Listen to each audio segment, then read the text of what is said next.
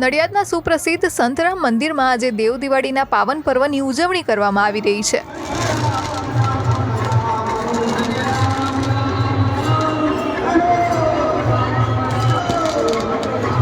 પરંપરાગત રીતે અહીંયા આ દિવસે ઢળતી સાંજે મંદિરના શિખરથી માંડીને પરિસરમાં હજારો દીવડાઓથી રોશની કરાઈ, જેમાં અંદાજે 1 લાખથી વધુ દીવડાઓની રોશનીથી સંતરામ મંદિર ઝળહળી ઉઠ્યું.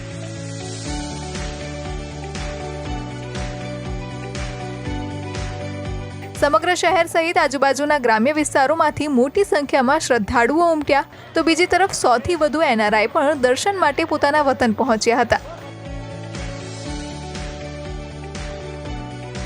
ભજન મંડળીઓની ભજનની રમઝટ અને જય મહારાજના ગગનચુંબી નાદથી સમગ્ર વાતાવરણ ભક્તિમય બન્યું હતું. દિવ્ય ભાસ્કર માટે નડિયાદથી સિદ્ધાંત મહંતનો રિપોર્ટ.